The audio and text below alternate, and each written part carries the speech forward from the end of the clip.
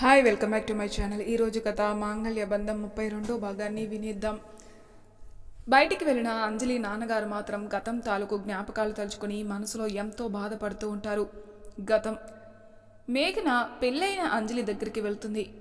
సంతోషంగా అంజలి, రావే, భోజనం చేశావా, ఎలా ఉన్నాయి మా అత్తింటి తరపు మర్యాదలు అంటూ నవ్వుతూ ఉంటుంది.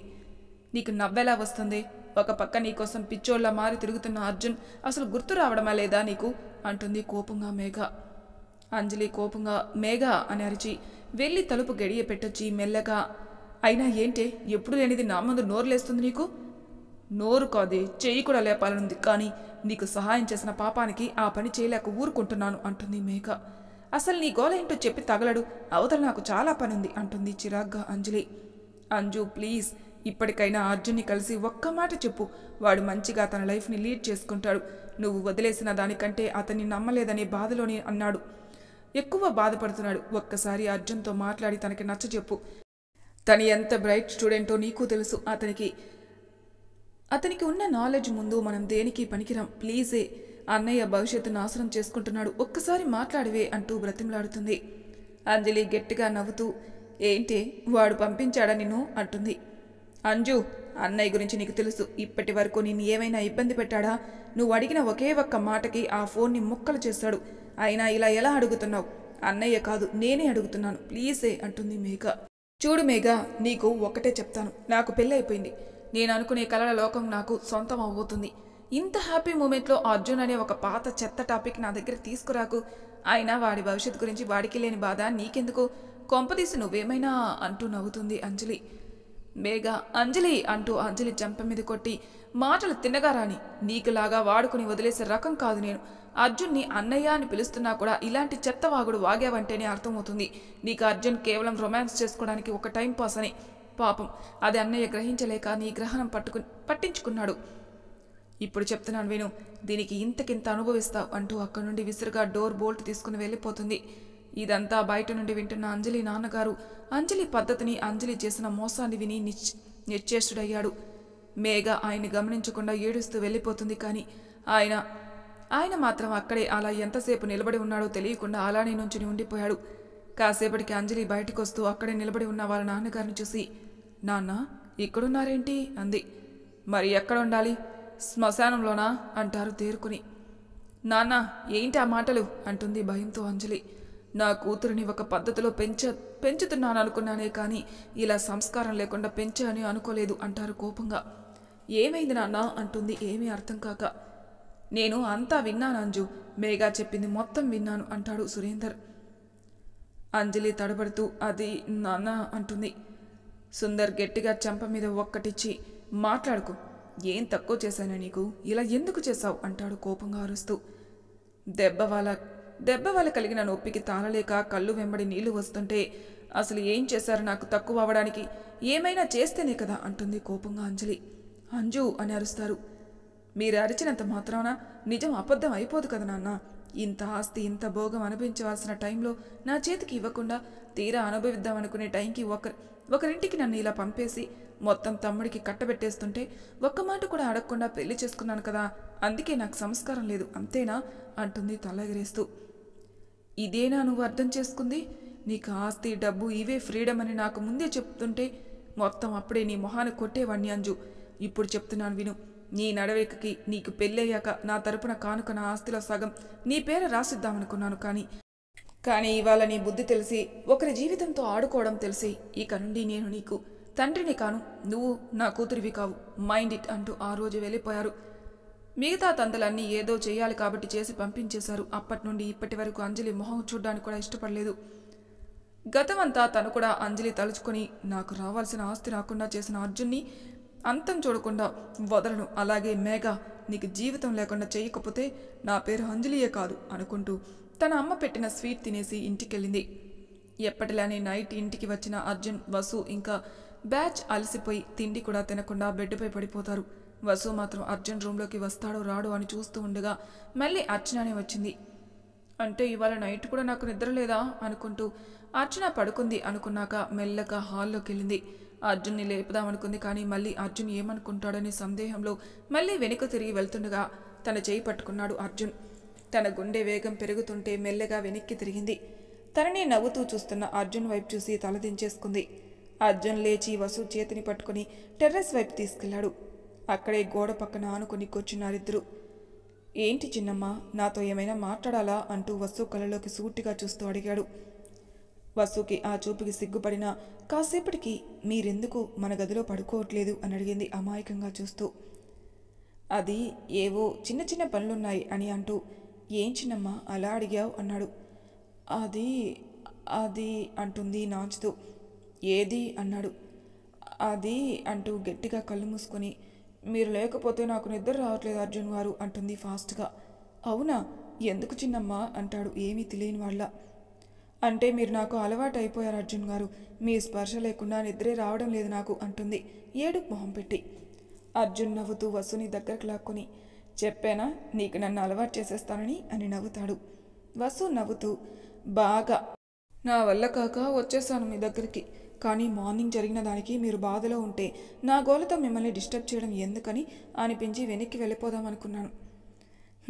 అది ఆఫీస్ విషయం, అక్కడే వదిలేశాను. ఇది నా లైఫ్ విషయం, ఛాన్స్ ఎలా తీసుకోకుండా ఉంటాను. అసలు నేనే వచ్చేద్దామని లేచాను చిన్నమ్మ, నువ్వు రావడం చూసి ఏం చేస్తావో చూద్దామని అలా నటించాను అంటాడు వసు బుగ్గ మీద ముద్దు పెట్టుకుంటూ. వసు తనంతట తానే అర్జున్ని హక్ చేసుకుంటుంది గట్టిగా. ఐ మిస్ యూ అర్జు అంటూ. అర్జున్ నవ్వుతూ ఐ మిస్ యూ ఇన్ఫినిటీ చిన్నమ్మ అంటూ ఇంకా గట్టిగా హక్ చేసుకుంటాడు. ఇద్దరు చాలాసేపు కబుర్లు చెప్పుకున్న తర్వాత కూడా కిందికి వెళ్ళాలని అనిపించలేదు వాళ్ళకి.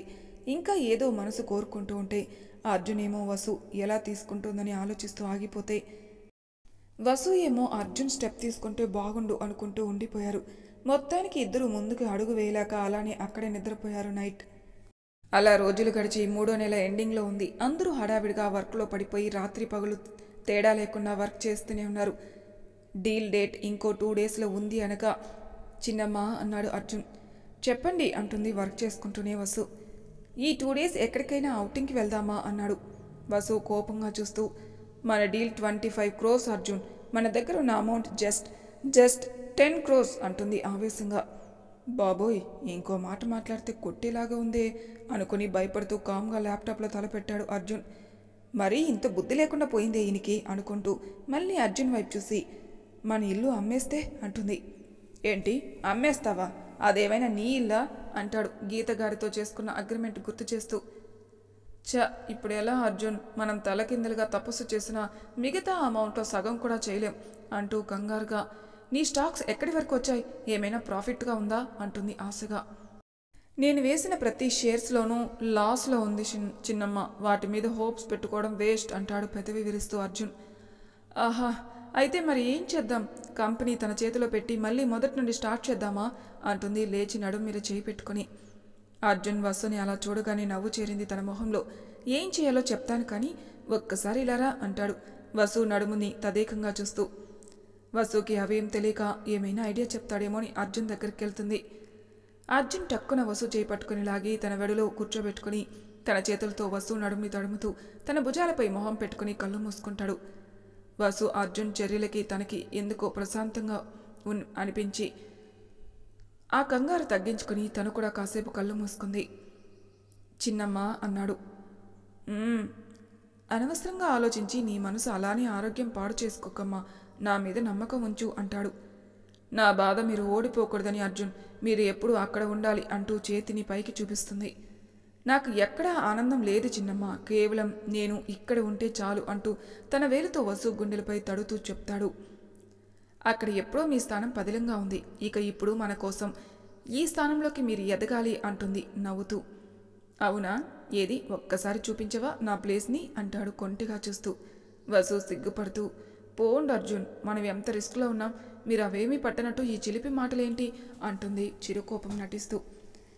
ఎందుకు చిన్నమ్మ కంగారు, మనల్ని రక్షించడానికి మన పిల్లలే పూనుకుంటే అంటాడు నవ్వుతూ. ఇది మరీ వింతగా ఉంది, మనకి పెళ్లి మాత్రమే అయింది, పిల్లల గురించి ఏంటో మాట్లాడుతున్నారు కొంపదీసి అంటూ అర్జున్ తలపై చేయి పెడుతూ. ఈ టెన్షన్లో మీ మైండ్కి ఏం అవ్వలేదు కదా అంది. అర్జున్ గట్టిగా నవ్వేస్తూ, నాకేం అవ్వలేదులే కానీ పద మన ఇంటికి వెళ్దాం, నాకు నీతో టైం స్పెండ్ చేయాలనిపిస్తుంది అంటాడు వసుని వెనక్కి లాక్కుంటూ. మరి వర్కో అంది. అబ్బా చిన్నమ్మ, ఎల్లుండి నుండి చేసుకోవచ్చులే, ముందు పద అంటూ ఇంటికి లాక్కెళతాడు. అంజలి అర్జున్ ఆఫీస్ నుండి బయటికి వెళ్లడమే స్వప్నాని పంపిస్తుంది. స్వప్న తప్పని తెలిసినా తప్పక లోపలికి వెళ్ళి విహారికి చెప్పి అర్జున్ పంపించారని ఒక ఫైల్ గురించి అడిగి ఆ ఫైల్ తీసుకుని అంజలికి ఇస్తుంది. అంజలి నవ్వుకుంటూ యు ఆర్ ఫినిష్డ్ అర్జున్ అనుకుని బిపిన్ గారి దగ్గరికి వెళ్తుంది. అది అర్జున్ కంపెనీలో ఆన్ గ్రోయింగ్ ప్రాజెక్ట్. ఇప్పుడు ఆ కంపెనీ వాళ్ళకి బిపిన్ ఫోన్ చేసి దాన్ని క్యాన్సిల్ చేయమని ఒత్తిడి చేశాడు. అర్జున్ క్యాపబిలిటీ, అతని హార్డ్ వర్క్, అలానే అతని టాలెంట్ తెలిసిన వీళ్ళకి బిపిన్ గారి ఒత్తిడికి ఇష్టం లేకపోయినా ఒప్పుకోవాల్సి వచ్చింది. థ్యాంక్స్ అంకుల్ అంటూ ఆయన్ని హక్ చేసుకుంటుంది అంజలి.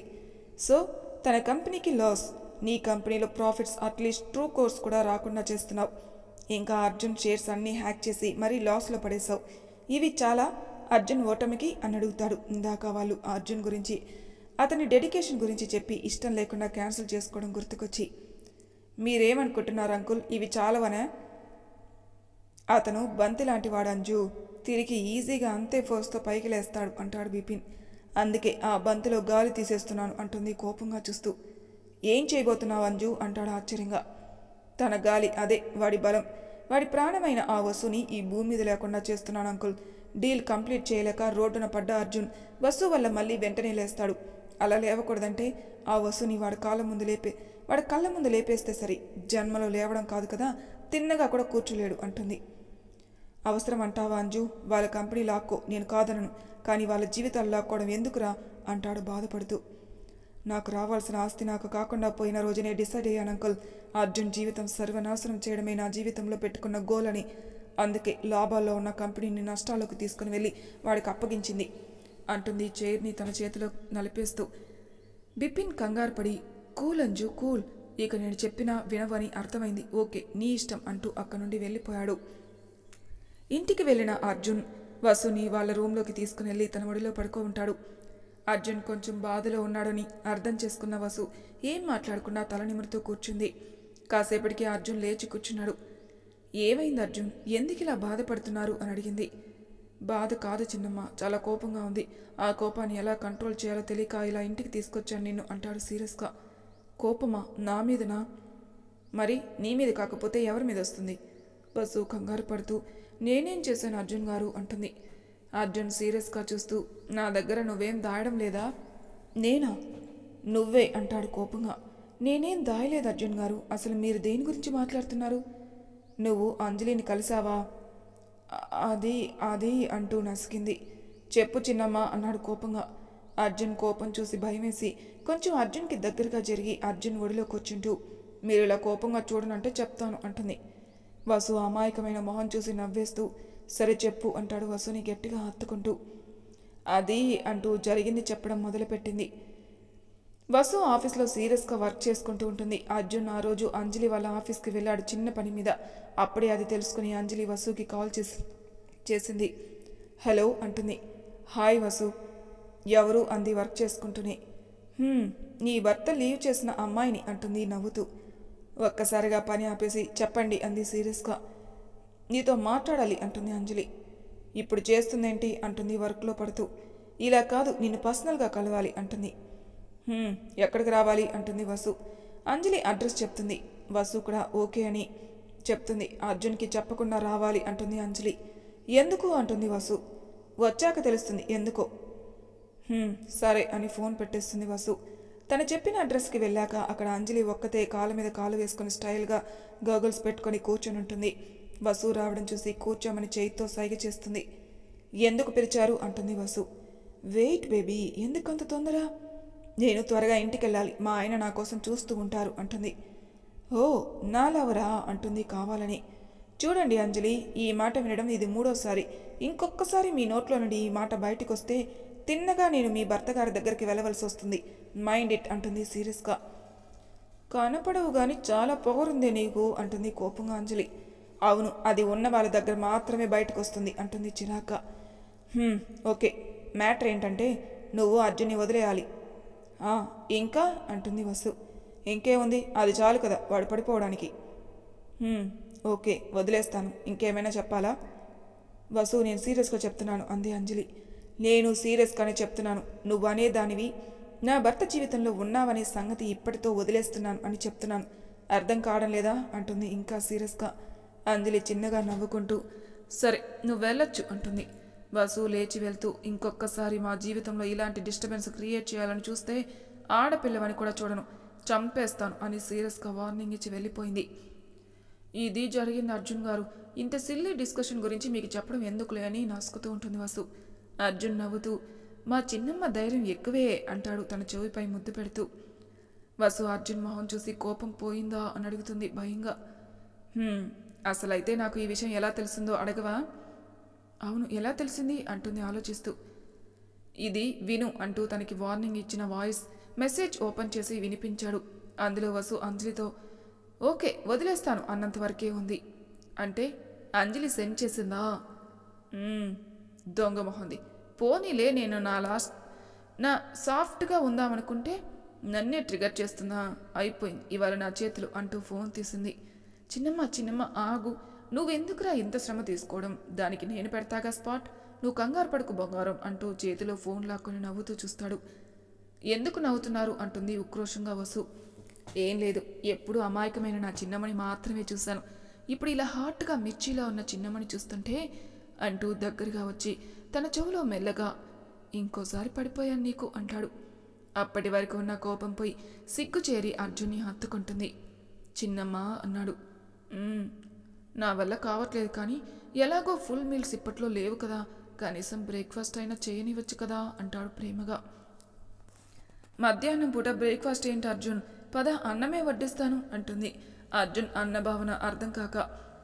అర్జున్ తల కొట్టుకుంటూ నిన్ను అసలు ఎలా పుట్టావే అందంగా అమాయకంగా అంటూ వసు 2 బుగ్గలను లాగి బ్రేక్ఫాస్ట్ అంటే అంటూ వసు పెదవుల్ని గట్టిగా ముద్దు పెట్టేసి వదిలాడు. అప్పటికి అర్థమైంది మన వసుకి. అర్జున్ గుండె మీద కొడుతూ అతన్ని అల్లుకుపోయింది. అలా వాళ్ళ ప్రేమ చిలిపిగా సాగింది. ఆ వేళ నెక్స్ట్ డే రాణి వచ్చింది. Anjali company profit 10% and Arjun company profit ఒక 50%, ఆల్ అర్జున్ షేర్స్ ఒక 15%, మొత్తం కలిపి వాళ్ళకి కావాల్సిన అమౌంట్కి 25% షార్టేజ్ వచ్చింది. అర్చన, స్వర్ణ, కమల్, చంటి, విహారీ ఇంకా వసు బాధగా ఉన్నారు. అర్జున్ కష్టమంతా ఈ రోజుతో అంజలి వాసం కానుందని. ఆ టైం రాణి వచ్చింది. ఎలాగో అర్జున్కి తన కంపెనీ అప్పచెప్పడం తప్ప వేరే ఆప్షన్ లేకపోవడంతో అంజలి కాన్ఫిడెంట్గా వెళ్ళింది బిపిన్తో సహా. మరి తర్వాయి భాగంలో ఏం జరుగుతుందో నెక్స్ట్ ఎపిసోడ్లో తెలుసుకుందాం. అంతవరకు నా ఛానల్ సబ్స్క్రైబ్ చేయని వాళ్ళు ప్లీజ్ సబ్స్క్రైబ్ చేసుకోండి, లైక్ చేసి షేర్ చేయండి, మీ అభిప్రాయాలు నాకు కామెంట్ రూపంలో తెలియజేయండి. Thank you for listening.